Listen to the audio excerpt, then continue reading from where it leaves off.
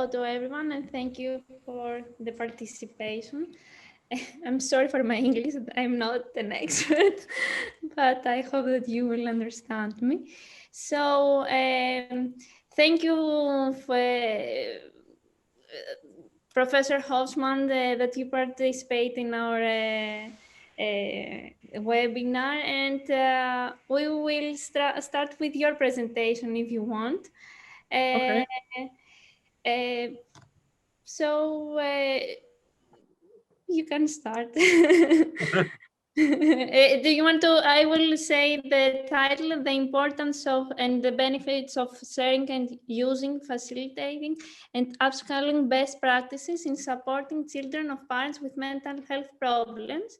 And Professor Hosman is emeritus professor of mental health prevention and in Maastricht University and Rabut University in Maastricht.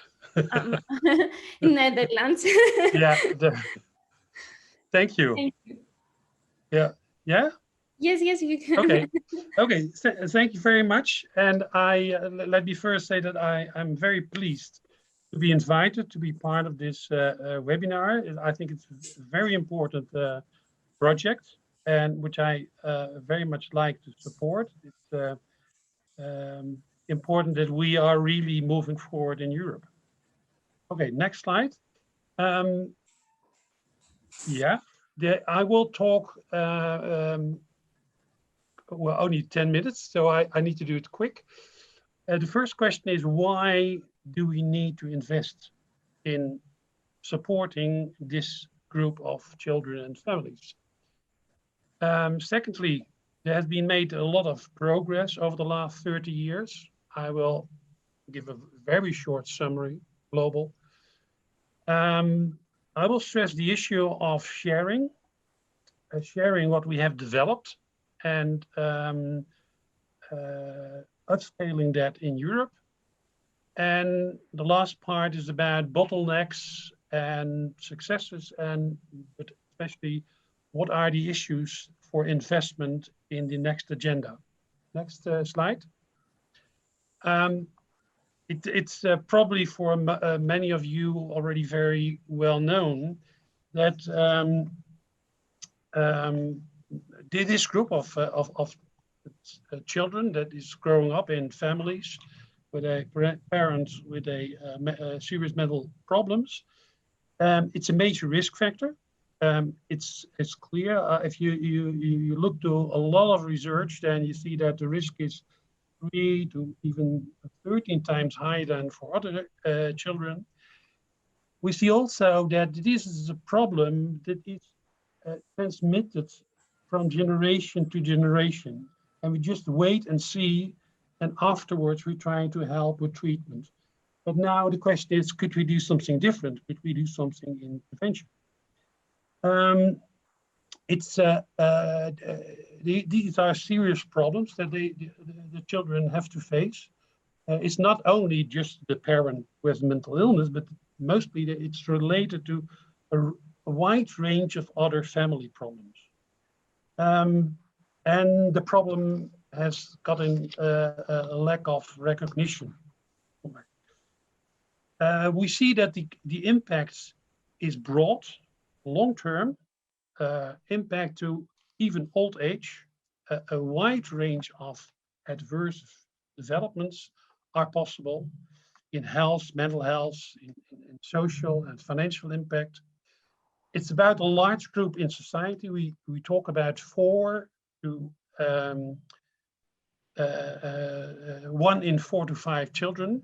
So if you think about that in terms of Europe, we are talking about maybe 15 or 20 million children. That's a huge amount.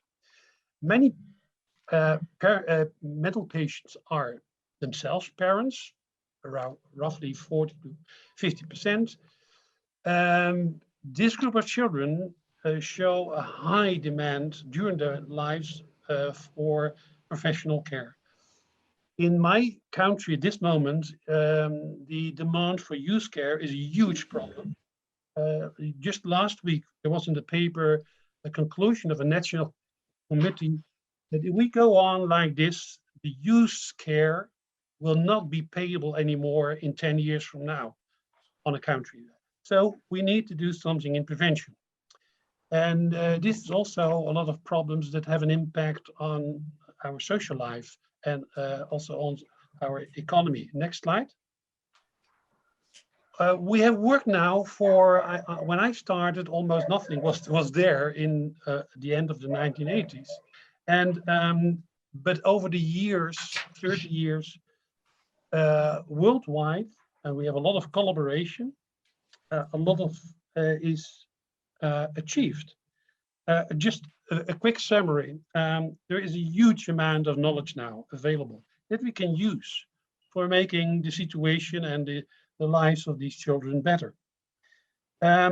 We have a very wide range of evidence-based best practices, effective practices that can be shared.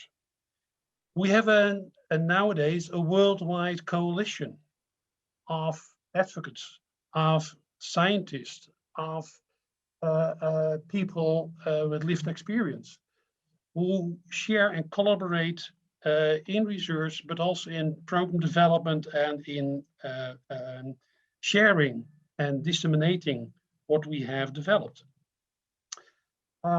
It's very clear that over the last 30 years, the children themselves or the adolescents are speaking out, and they are part of this whole enterprise.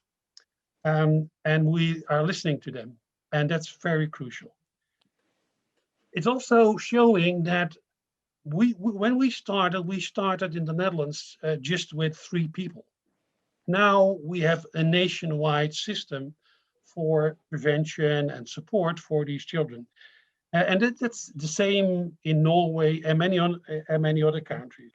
I see it happening also in Italy now. So going from small to big is possible. We see also in some countries there is legislation, supportive legislation, national policy that is supporting, which is crucial. Next slide. I could talk for 2 hours about all the interventions and support best practices, supported best practices that are available now. In the appendix of my presentation, you find a list of them. I only want to stress now that we have a lot of interventions that are working, are effective, specifically designed for these children, for these families, these adolescents.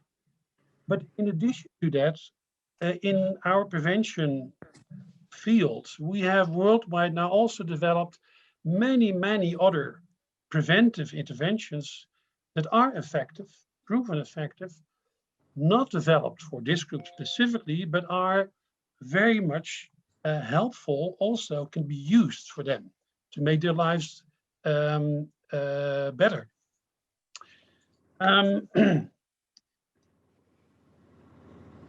Sorry. And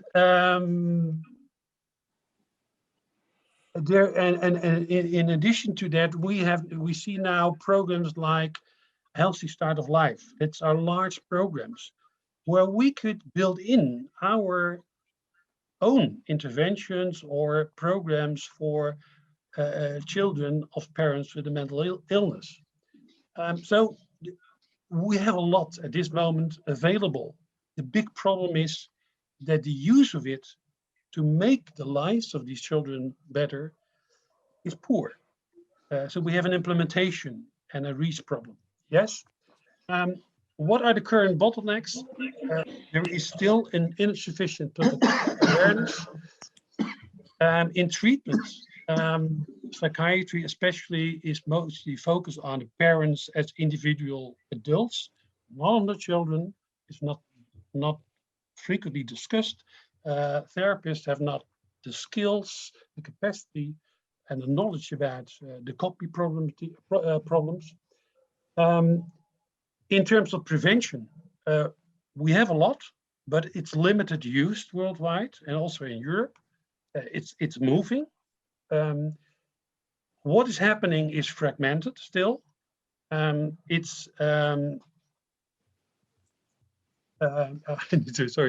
It has a small scale, a lot of pilots. It has a marginal reach. So if our efforts have a marginal reach in the population of children and families, then we have not a lot of social impact. And that's what we want to achieve in the end.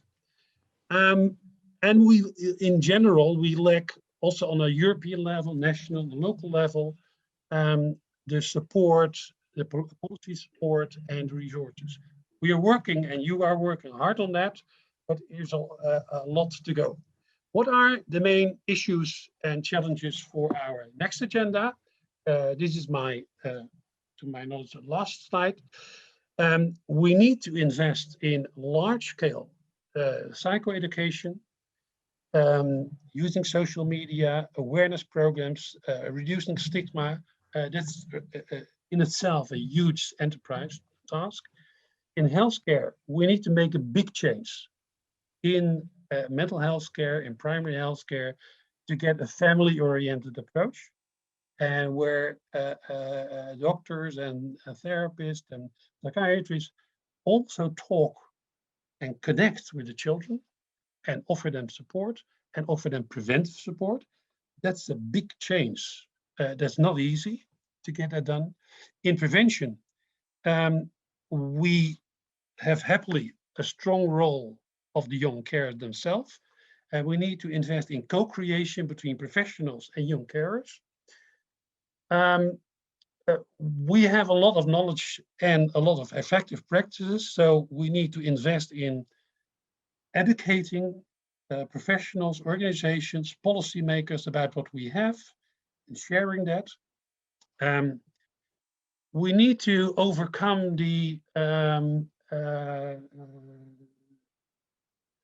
scattered approach in making a strong approach, combining different successful interventions in very important, influential, local community programs, and integrate that with other youth programs to have really an impact and to reach our children population that we are trying to support. Finally, we need to have a supportive legislation, policies, resources, and professional standards. I've worked a lot on that issue in my country and helped some other countries with that. It's possible.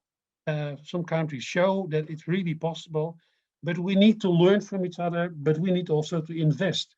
If those legislation, policies, resources, and professional standards and capacity building is not there, then we cannot make a big step forward. It means also that probably in this project, we need to develop a European database and training programs. So my plea is going from a clinical focus to a more public health approach, impact.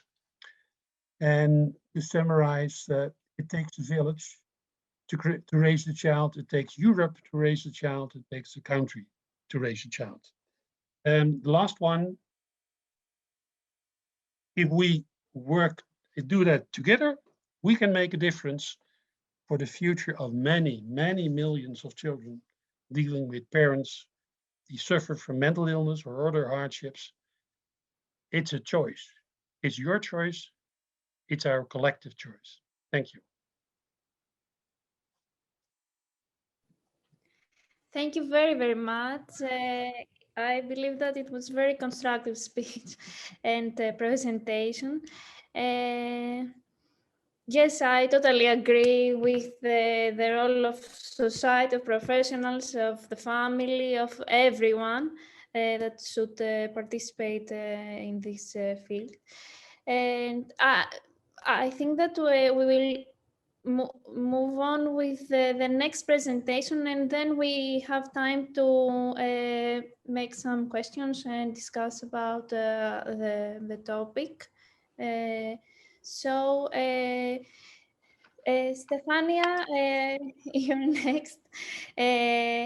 Stefania Buoni is the president and CEO and founder of Commit, and she will present. Her presentation has the title "Breaking the Silence: Advocacy and Lived Experience Experts Inclusions as a Key to Improve Policies and Good Practices Across Europe." Stefania. Thank you, Eugenia, and thank you to Professor Hosman from the Netherlands. I'm very emotional today because it's a big step. I've been in this field as an advocate since 10 years. And so the first question is, how do we break the silence? Back in 2010, when for the first time I was looking out on the internet informations in other languages to help my parents, I bumped into forums in Dutch language, because my mom is Dutch, where I, for the first time, read stories by adult children survivors. And it was the first time I read perspective of daughters and sons. And it was an eye-opening moment for me. The center was not the illness of the parents for one time, but it was the reflection and consequences on us as daughters and sons. All of my life, I had been concentrated on the emergency of my parents' suffering and their moment of severe crisis, and on surviving between one relapse and the other. And I knew I had suffered too, and I was still suffering, but my parents were officially unwell, not me. Therefore, unconsciously, my own needs stepped aside, hiding tremendously well, until the pain grew so big and overflew, and that was the crack where the light started to crawl in, and the start of the change that led me here today to break the silence for me and for many others like me in the world.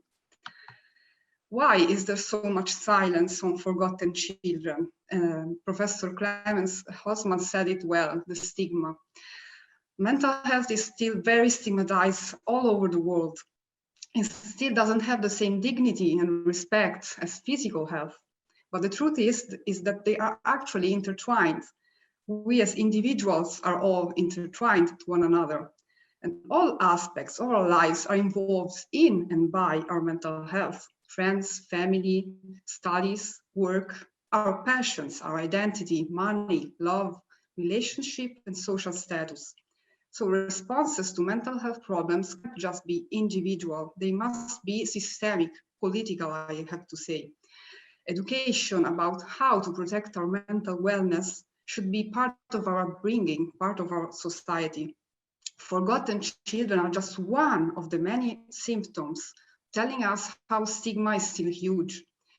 Since we as a society don't like to face the painful reality that parents might unwillingly cause pain to their children due to their own suffering, we often fail to acknowledge them and support them both. So no guilt, but support. What is very important to me is that not all parents with mental ill health are aware of their condition and are in treatment. And so in this case, the price daughters and sons pay for their invisibility is higher. I know what this means because that happened to me for a long period. So normalizing the conversation around mental health is the first step to make prevention a reality for everyone. But this requires a cultural revolution in which each one of us is involved. Removing stigma from mental health is the key to make knowledge, support, and inclusion real and accessible to anyone, regardless of their age and economical status. So schools, workplaces, the media, GPs, we all need to do more to protect our mental health and make it a priority in all of our lives. Which challenges could a child or adolescent face when having one or both parents with mental ill health? These are just some examples, there's a lot more. They might be doing household tasks, they might be between parental conflicts, Maybe they have to provide emotional support for the parent, or dealing with doctors and emergencies. Figure out what happens when a parent has a suicidal attempt or a manic episode with psychosis and you are the only one there. And you might Stefania, have... yes. Stefania, sorry for the interruption, but we can't see your presentation. We see only the first, the cover page in our screen. Well, I tried to stop them and re-upload them because I don't know what's happening, but I can try to share them again.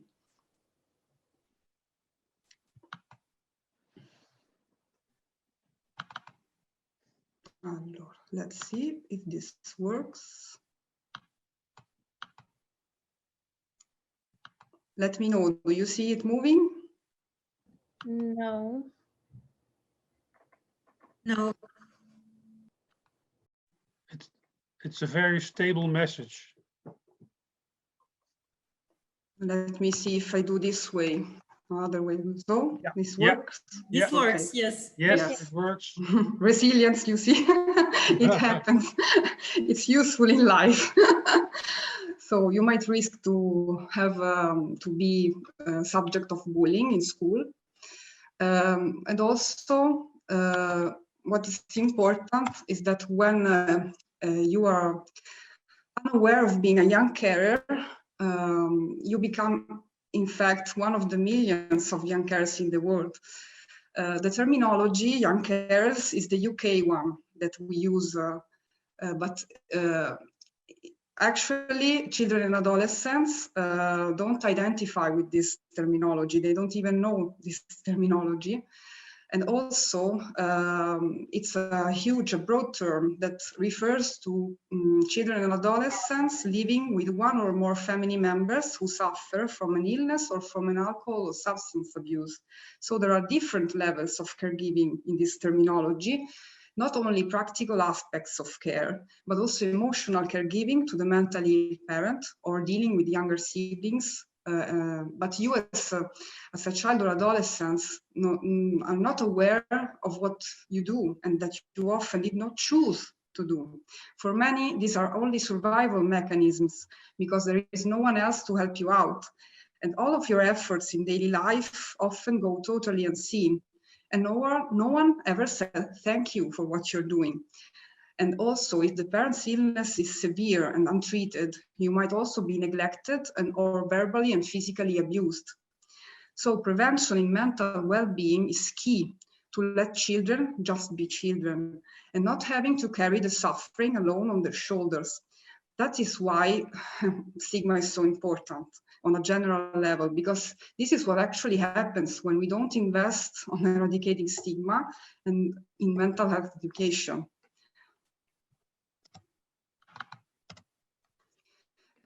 Why parents and children's voices need to be heard and included. Because young carers sometimes, very often I must say, often do not have energy and time to advocate for their rights. And not only this, but also the stigma surrounding mental health often requires to keep the family secrets. So this makes you fall completely behind the agenda of the institutions. And media often only portray stereotypes and reinforcing stigma. So when you read the news or you see the TV news, sometimes you only hear bad news about this, and this reinforces the problem. So we as daughters and sons and our parents and families need to contribute to change the way our stories are told. Resilience and hope, as I see in my own experience and in my advocacy and peer support experience, are powerful means to encourage those who are still finding their way out of suffering. This has to be in the stories, not only the risks, but also what happens when we tackle these risks.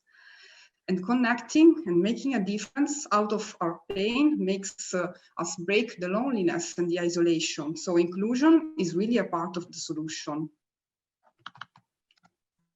I'm very happy that Ninke is here today because she is one of the co-founders and inspirators with me and Elsa Tweedy from Scotland of the Eurocares Young Carers Working Group. I thank Eurocares, the European Federation of Family Caregivers, of this opportunity, because in October 2017, building from the energies that we shared during the Malmo International Young Carers Conference, we built a Young Carers Working Group where mainly all people with lived experience as young carers and former young carers from 10 European states and from Australia are together working to change the world.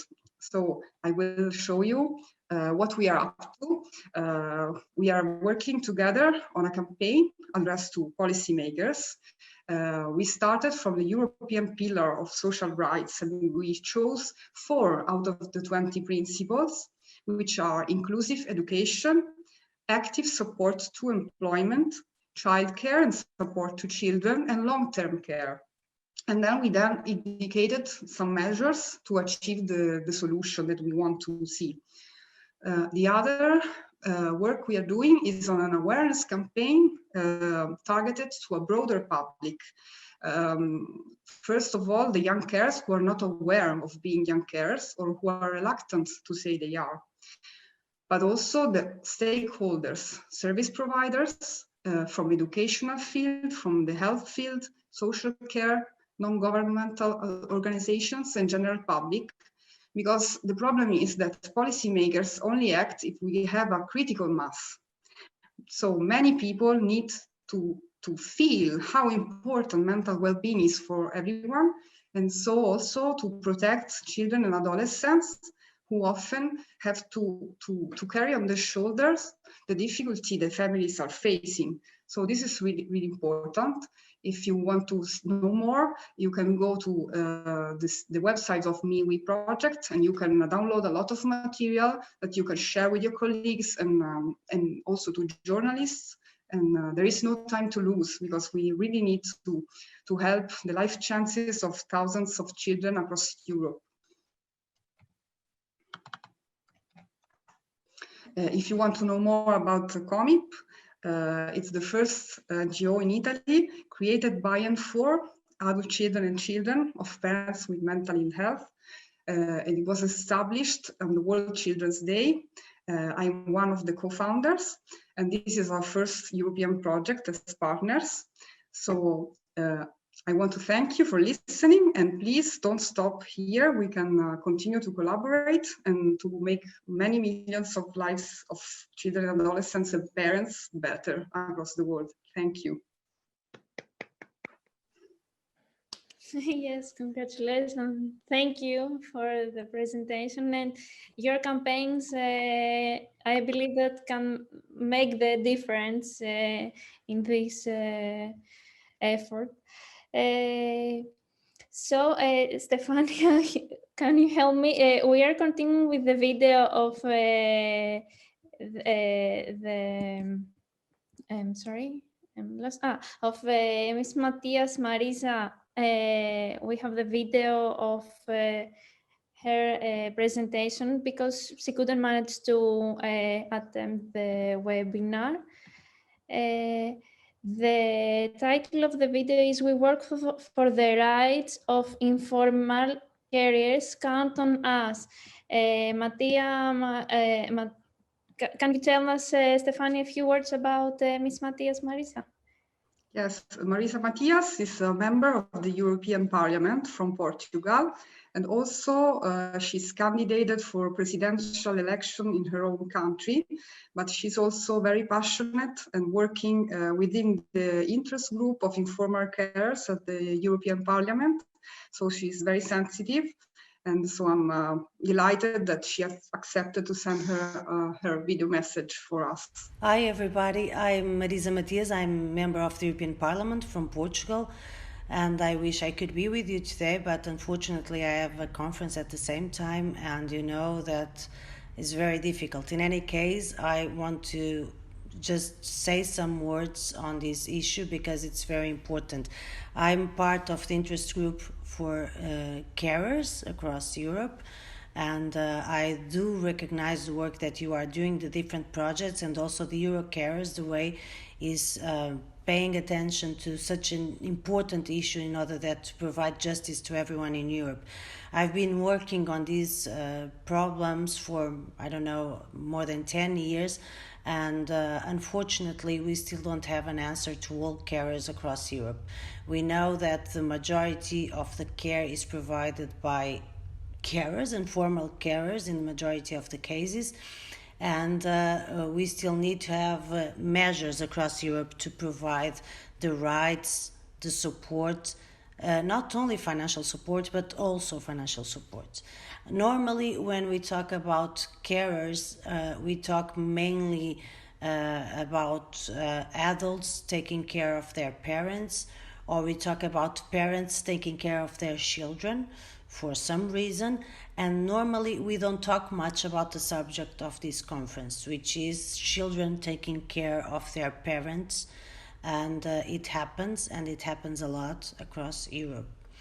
It's not a very simple issue to deal with, because when we talk about children who take care of their parents, is normally, as you are discussing, the issue of parents with mental health problems.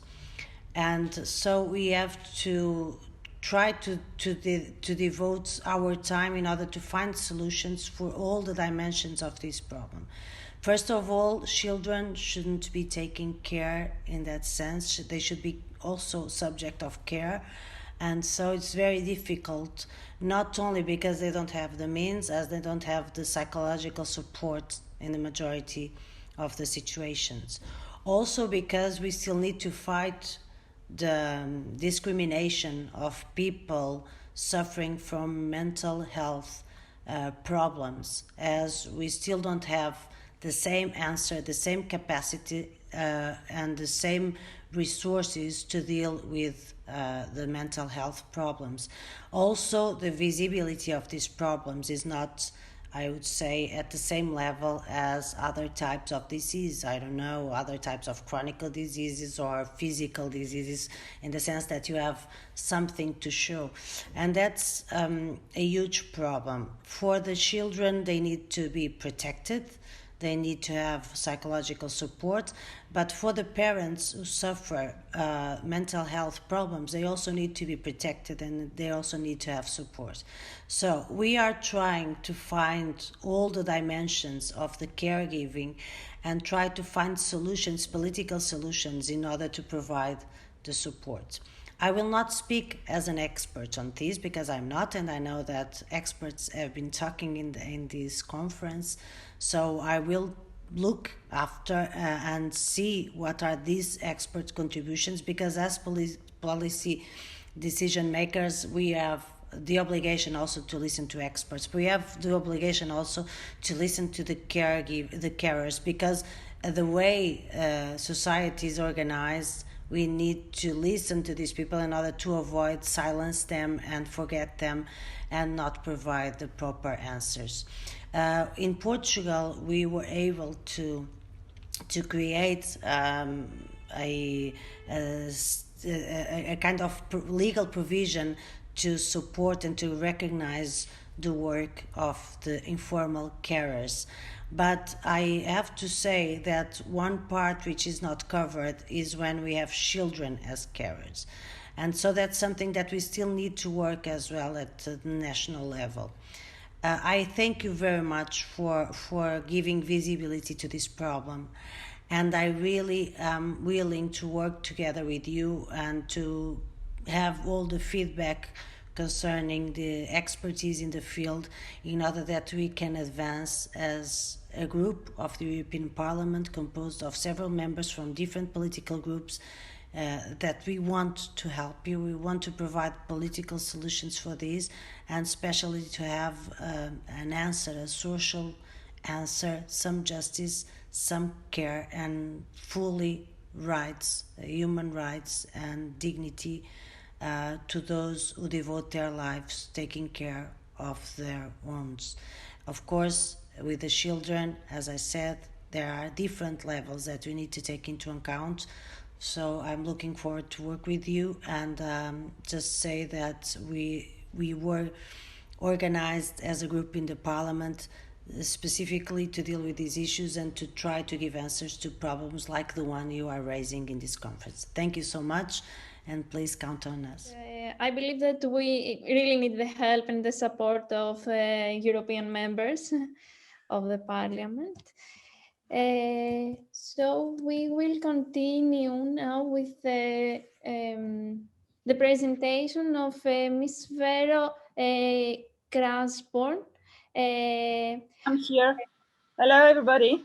Hello. Thank you for joining. Welcome. Hello. So, Netherlands and Greece, Italy, and I met Stefania already, Turkey. So I'm here in France, but I'm from Belgium. I'm happy to be with you and to share time with you. Thank you so much for inviting me. And thank you for joining our webinar. Thank you very much. You can show the trailer now, and then after I will shortly introduce and maybe talk about my point of view, which is very, I need to spread out the words. It's very important to listen to us because nothing about us without us.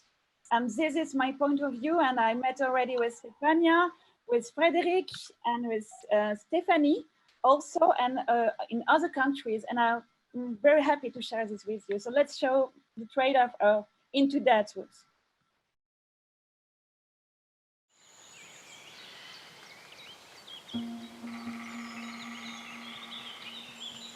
Tu vois, la forêt, c'est comme la mer.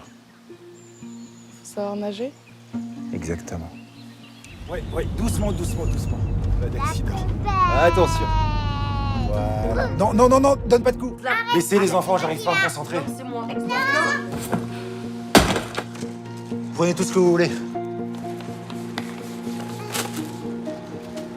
On n'a qu'à tout laisser ici. Ils verront pas. Attendez-moi dehors, les enfants. On va rentrer par la forêt. Lâchez-le! C'est grave. C'est un début d'épisode psychotique. Il a besoin de soins. Vous devez penser à vous, à vos enfants. C'est juste pour quelques jours. Tu l'as fait enfermer, c'est ça la vérité. Mais qu'est-ce que tu crois? Tu crois que c'est facile pour moi? Gina! Vous êtes tous tarés ou c'est juste votre père?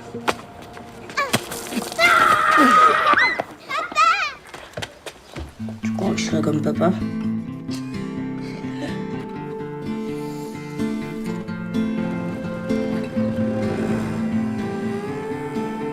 Salut toi, fais de Jimmy le fou. Il est pas fou, mon père. Vous touchez pas à mes filles. Ta gueule le vieux, t'es sérieux?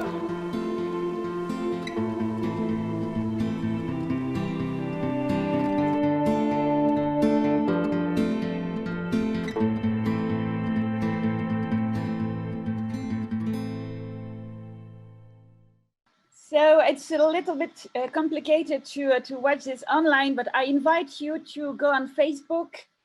We have a special page, or on our website, La Forêt de Mon Père, and maybe I will share this in the conversation part.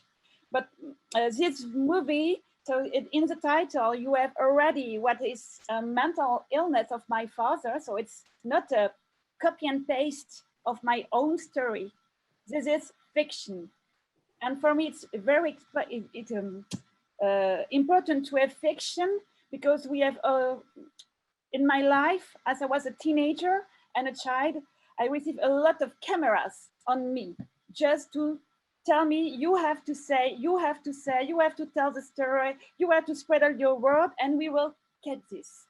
And this is this is very important to spread out the words, but what is important is also to exist as a child, as a teenager, and this is very important, and this protects us.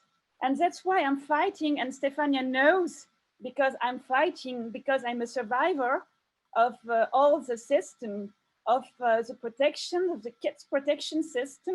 So my family, my brothers, I'm the oldest daughter of my parents, and so my four brothers, who have been kept out of the family. So if there's a child of mentally ill parents, you have the families of the kids and you have the parents. And with this movie, because it's a fiction, it's not my own personal story, but it's true. When I screen the film abroad, so in Belgium, in France, in Ireland, in Berlin yesterday, and in Edinburgh, this allows the other people to tell about their own stories and then to share. And my concern, and I'm very happy to talk to you, is that I have made a screening with teenagers in schools, and my film goes to normal cinemas, which is very important. Every day I receive letters, and not to preach the convinced. You understand what I mean? If you preach the convinced, the people are very aware. And what is touching me a lot is when I meet people, and this movie allows them to say, okay, I'm not a monster. It's my story also. I'm not a monster. I'm a human. I'm a survivor, but I'm not only a survivor. I'm a human people. And this is very important to know that we are not only the story of this mental illness of our parents, because we are people, and we are not only always strong people, we are also fragile, and we need to have support, but not overprotection. We need to have friends, boyfriends, girlfriends, schoolmates. We need this. And we don't need to be only the problem of our parents, because our parents, sometimes they have a lot of problems. It's very difficult and a heavy life to take care of them, but there are also resources. Resources for us, like my father. My father hears a forest in his head. He hears voices, and maybe I'm a phone director because he has shared with me something. The problem is now that I grown up, and the society with people getting older and older, so I'm still a caregiver, because our parents, we have to deal with them when we are young, and it's a long life, you understand what I mean? A lifetime. And now the society is such so that they put everything out in the families to the carers. So I have kids. My father, my brothers have kids also. How can we deal with this life? Because nobody helped us. It's just this story. So my movie is going with a teaching file, and I'm fighting, and I have this on the stigma, Stefania, because when you are at school, so you see in my trailer, it's also the teacher. So I'm very happy in Belgium. My film, for the moment, is in a school for teachers, future teachers, to help them to understand our point of view. And it's very important for me, and it's a success for me to have this. So I will be in 7 schools, high schools in France also. So beginning of this year with a movie to share with young people. To be normal cinema, it's very, very important, because people who have Ludivine Sagnier, so famous actors, so they go to the cinema to watch a movie with actors, and they write me. Yesterday, a German girl write me on Instagram to tell the same like me, can we talk? So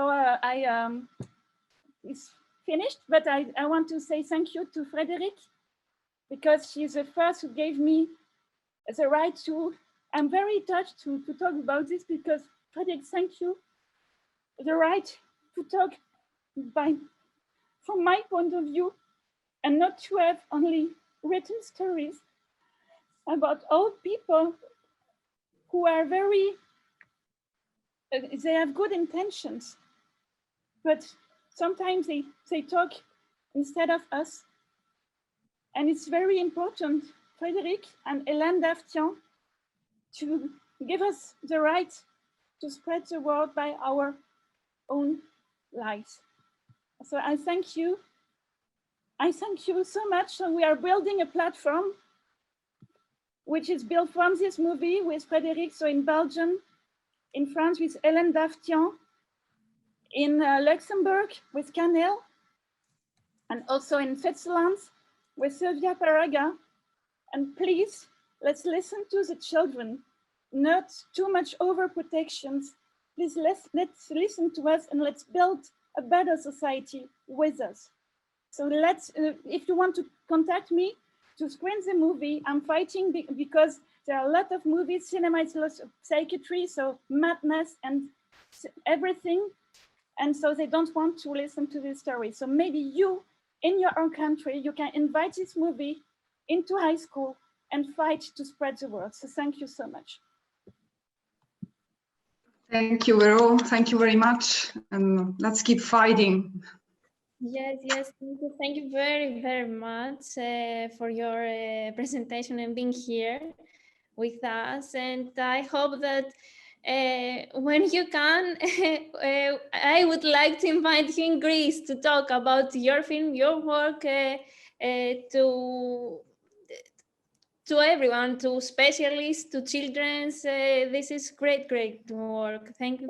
Maybe you can also do like Stefania do, to write to the festivals, to the cinema festivals, to say, okay, we want this movie in cinema, not only whoever. I already did. Unfortunately, Italy is not an easy country, I must say. I already written to everyone, but I keep fighting. We have screened, Stefania does a great job because we have screened my movie in a forest.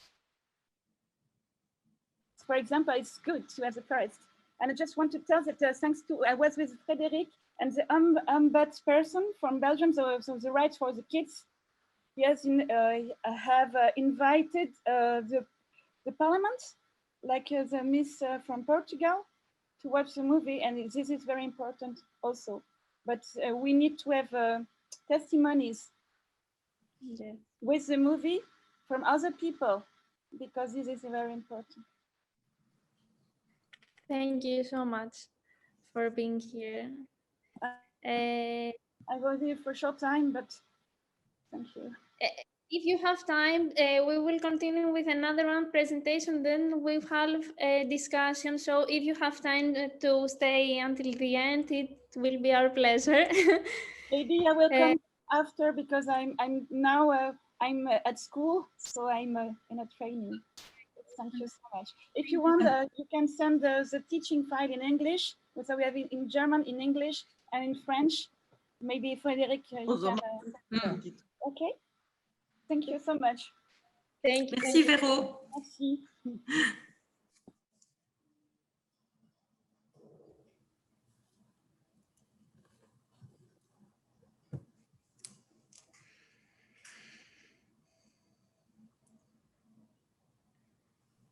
Evgenia, you're muted.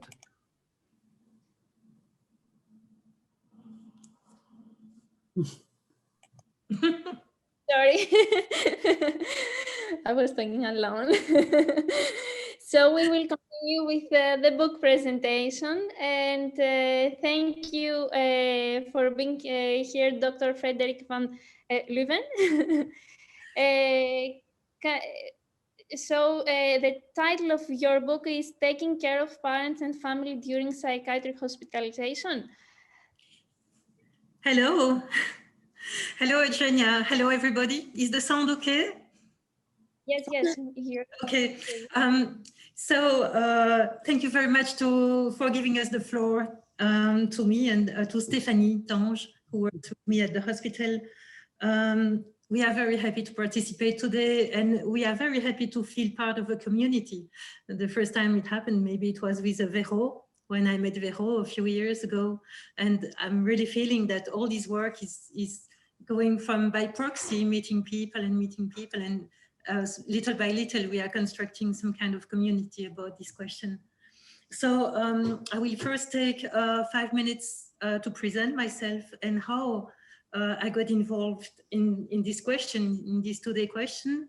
Then I will take some time to present the book. The book is called Grandir avec des parents en souffrance psychique, growing up with parents with psychic suffering, which was published in 2017 with Cathy Collier, who's, yes, there it is, with Cathy Collier, who's clinical psychologist and family therapist.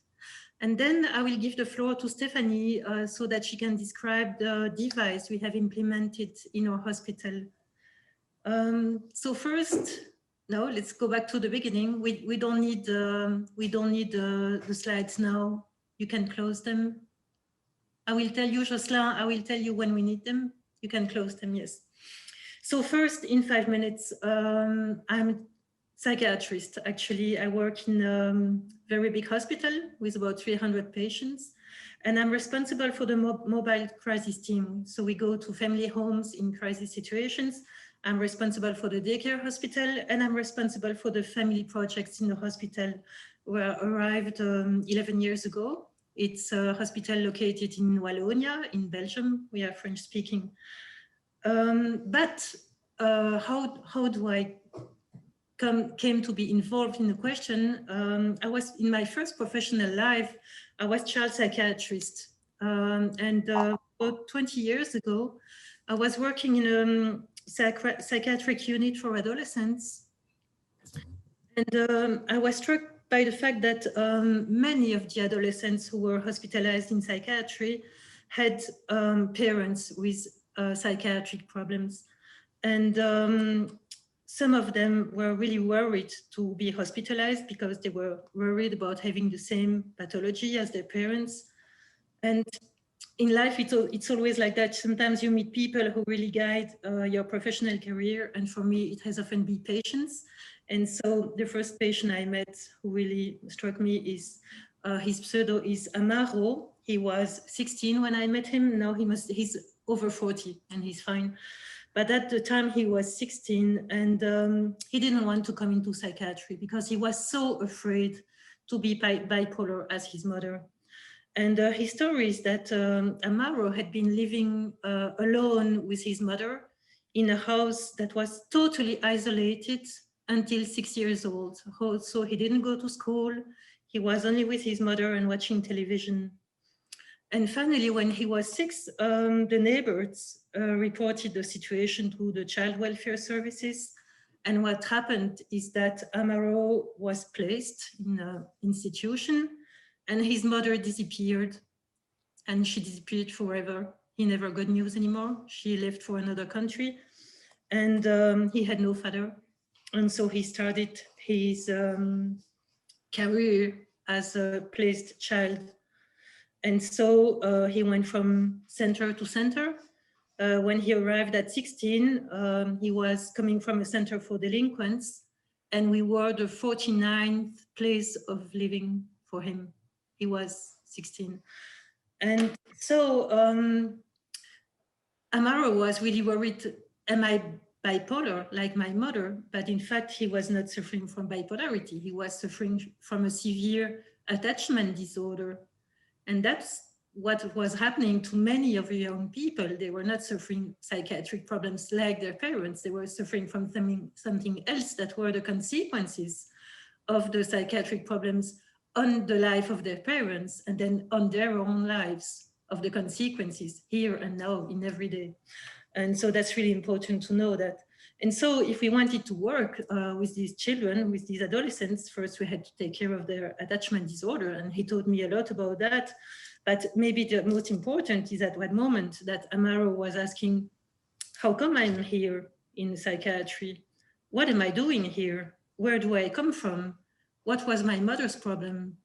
And it is so difficult when you have children and parents who have disappeared for so long, it's so difficult to get information about them. You just have a diagnosis. You don't know who's the parent. And for Amaro's parent, we could never find his mother. And so he has to construct himself with such small things, such small souvenirs before 6 years old. And so I was also working at the moment in a service for foster families a lot of placed children in foster families have also parents with this type of problems, and the configuration was the same. At one moment, the children were asking, why am I placed here? Why am I in a foster family? And sometimes even the parents didn't know why their children were placed.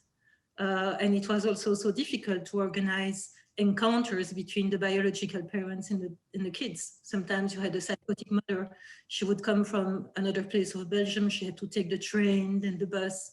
It was so complicated, and she could see her child 1 hour just with a video or talking about some small things. And it was so disappointing for the kids and so disappointing for the parents. So we had to imagine devices. That was the first moment we started to imagine that, so that the encounter could be different and could be constructing and could be nice for both of them. And the story really started when I was working in a mental health center, and we had a lot of kids who were living, not placed, but living with their parents. And that's why when 19 years ago, we constructed the first group with children and adolescents who had in common point to have a parent with mental health problems. And I cannot tell all the story now, but they told me a lot. And what happened is that they really convinced me that it was important to implement devices in the places where the parents are taken care of. And I didn't know the works of Titi Solantos in Finland at that moment, but we really go in the same sense, in the same direction. It's that it's important to work upstream, not downstream, to work in prevention, to work with people who are taking care of the parents. And that's how I arrived finally in Manage 11 years ago. In between, I had met Cathy Collier, who was working in Brussels and Louvain-la-Neuve. And we animated seminars 7 years at the Brussels Mental League for Mental Health. And finally, we ended by writing a book. So, Jocelyn, tu peux montrer la première dia? Jocelyn, maybe you can show us, yes. So this is the book that was published in 2017. And it's, so the title is Grandir, that means grow up, and it's in two senses because the children, it's the reality, children grow up with parents, even if they are placed. But growing up also means getting, learning things, getting mature. And so the title is also a reference to how children have resources and also how there are resources for us, carers, when we really listen to them. And so the book is divided in 3 parts. The first one, on peut mettre la diapositive suivante. The first one, which is the cover of the book, is a college. And so the first part is about emotions and experiences that we commonly meet among children who have this experience. As Stefania transmitted a lot of emotions of this kind. And so it's about loneliness and isolation, about the sense of shame and guilt, about emotions like fear, anger, but also fascination and love sometimes. And it's a lot about doubts and confusions. So really, we really start from testimonies of children and young adults about that. I will just give this one example, the precedent one. Le précédent, yes. This first example, it's Martin. He's 11 years old. And he's a patient of Cathy. And what he says is, up there, alone in my tree, I often cried, and I was dreaming about the leaves that seemed to be singing in the wind. And so Martin, you see, there is this little nest in the middle of the tree. And so he's lonely, but he dreams. And so he's telling us that there is loneliness, there is sadness, but there is also dream and singing and poetry. And in all these emotions, we also take testimonies of parents who share a lot of emotions with their children. Really, the book is written on a very thin thread between dramatization not dramatization and no banalization. And it's sometimes difficult to really find the right line to avoid dramatization, but to avoid banalization. So the second part of the book is about complex family relationships. So here we have a second drawing. So it's about relationships like empathy, parentification, the difficulty to go away from the family, to leave the family when you grow up. It's about the relationships between brothers and sisters. And sometimes you think that the relationships, that it's good to have brothers and sisters in that kind of situation, but the children say that it's not so easy. And so this drawing is about that. It's about silence, taboo, the things that are not said, not known because not looked for, like the poet T.S. Eliot says. And so this is Tom, 9 years old, and that's what he says about his drawing. The parent is lying in bed. One child is sitting next to him on the terrace railing, looking outside, but he's next to his parent.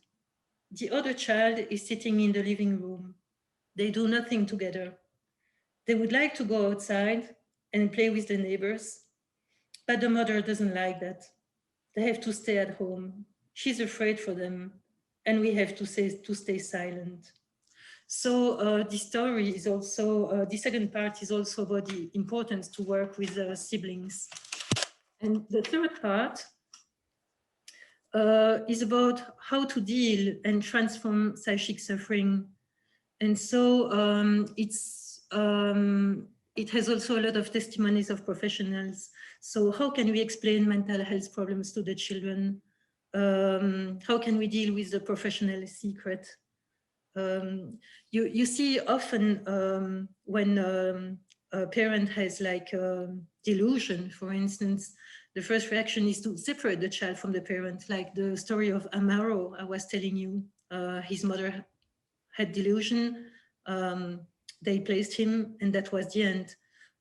So the first reaction is to separate, but then after that it's the silence.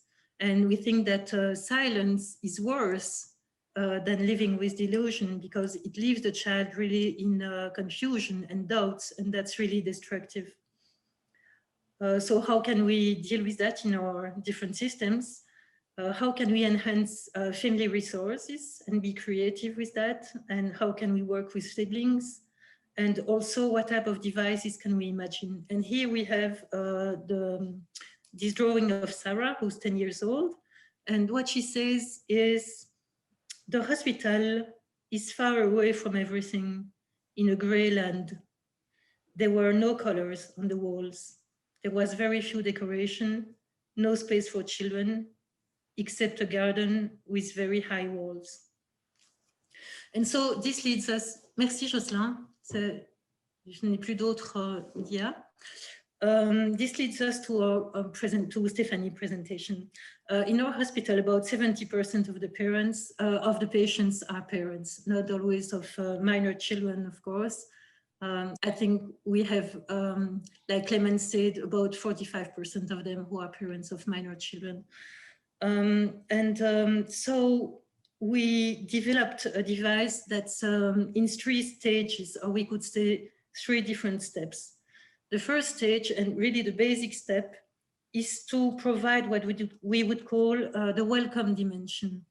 So we want that all the children, that every child who comes to the hospital to visit his father, his mother, his stepfather or mother, his grandparents, his aunt or uncle, that every child is welcomed as a child. Not because he's in a target group at risk, not because he's supposed to be suffering, not because he's eventually a carer, just because he's a person, he's a close relative, he's implied, and he has to be recognized as a person. And so we really think that this welcome dimension is the basis. It's also often the first contact that the child will have with psychiatry. And we know how these first contact can be destructive for some children. They can be really afraid by the hospital and by the contact with professionals. So it's really important that the first impression is positive and that they feel really welcomed. And it is also important that the patients who are hospitalized feel welcome as parents.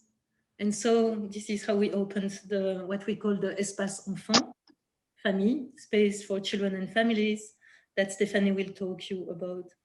The second stage, and it's really relying on the first one, is how we support the parents and developed also multi-family groups. And the third stage is the care. It really comes after the two first ones. And that's the family consultations. It can be debriefing about traumatic events, because sometimes when you have parents who are hospitalized by forced hospitalization, often kids have lived really frightening things. And so it's important to make a debriefing, but it's also about explaining mental health problem and listening to the children. What have they seen? What do they think? They have their own theories also about mental health problems, and Stephanie will say you more about that. So that's a place where we discuss how everyone in the family lives with these kind of problems.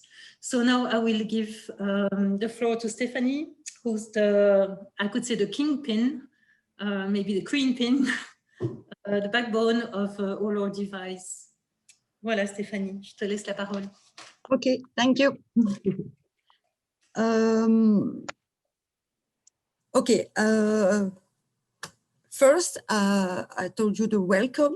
We welcome children who visit their hospitalized parents in a place that's specially designed and furnished for families separate from the hospitalization units. We offer a benevolent cocoon setting as natural as possible. The place is open twice a week on Wednesday and Saturday. We are a small team of welcoming carers. 2 are present at each permanence. No registry is necessary, except now because of the COVID. We're there to make family feel as comfortable as possible. We don't take notes, we don't make reports. Our only objective is to make families feel at home. Stefania said, let children be children, just be children. The Children's Area opened its door on October 2010. We have welcomed nearly 3,500 children and as many special stories of dad, mom, grandparents, uncles, and aunts. We celebrate Christmas, birthday, Easter. Authenticity is the key, the most important for a real encounter. On peut peut-être montrer les images, comme ça on voit de quoi on parle. Monsieur Josselin. Merci, thank you. For example, one day the first hospitalization service brought us a mother to visit the space before our doctor arrived. The mother was so overwhelmed that she could not stay, which made us wonder about the possibility of bringing our doctor, but we say, we try it. And we found a perfectly adequate mother when our doctor arrived. So much that we decided to open a little longer to let them enjoy this moment. We organize groups. First, the parenting groups. Parenting groups at the Children's Space start 5 years ago now. The principle being to bring together parents, grandparents around the topic that is important for them. But also the expectant parents who ask a lot of questions. Some even wonder if they have the right to have children. Alors, they discuss their difficulties, how to talk to children about the disease, how to manage the guilt of being less present with children, lack of patience, fatigue, how to accept hospitalization when we know it will affect your children.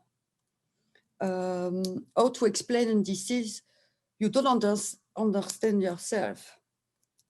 How to take care of yourself when everything falls apart around us. How to deal with shame, prejudice. What is the role of the parents? Answering security rather than the time spent together. It's different if you are a parent. The transmission, Irene's life. How to explain that love is not enough to heal. but also their resource. They advise themselves how to approach the disease with children and the fact that often the children are not told. The importance of asking what they understood about the situation. Discuss the relapse and promises that cannot be kept. We provide information about children's services. Furthermore, we would like to develop other devices. Set up a group of children who would exchange with each other. Information session on the different diseases should be organized, and this group should be open to spouses, families. The importance of knowing your own illness well in order to communicate better with our children. We organize Parents Notebook group. It's a group that addresses parenthood through the medium of Creative College. The parent receives a small notebook that he can evolve during the group with the instruction given, but also alone if he wants. The multi-family group, once a month, this group is a place of discussion and exchanges around the different experiences that psychic disorder lead to pass through.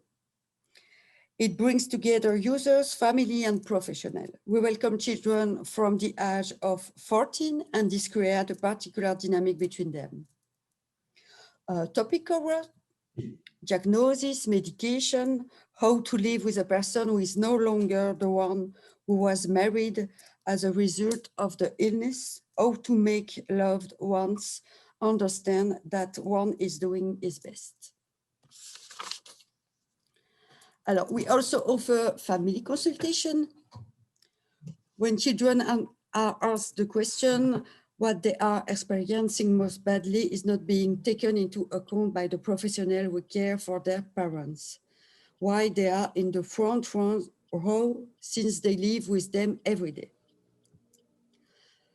Secret is not opposite to true, but to communication, said Serge Tisseron. Clarify where we are and what we do there. Debrief is, if necessary, crisis situation, what the child did and who avoided the drama. Family where, oh, sorry. There is no point in talking children of the hell if it's to put them in the desert, said Jasper Jules.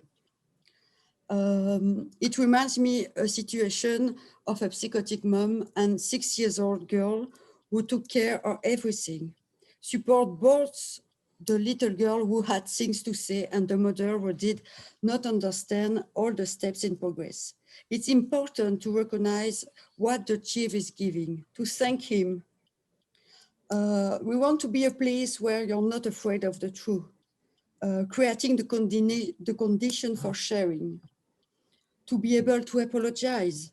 The question being what the child understood about the situation, if he feels worried, if he asks questions, his day-to-day life.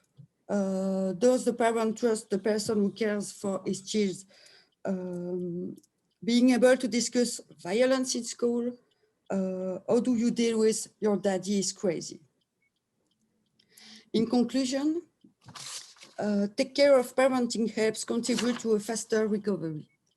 On the first COVID wave, our space had to close for 3 months. The visits were allowed only for one family member, and we could notice the impact on mental suffering in families. It may be one of the causes in the slower recovery we could observe at that time. It's so important to say that in Belgium, we have absolutely no kind of structural funding for this kind of project.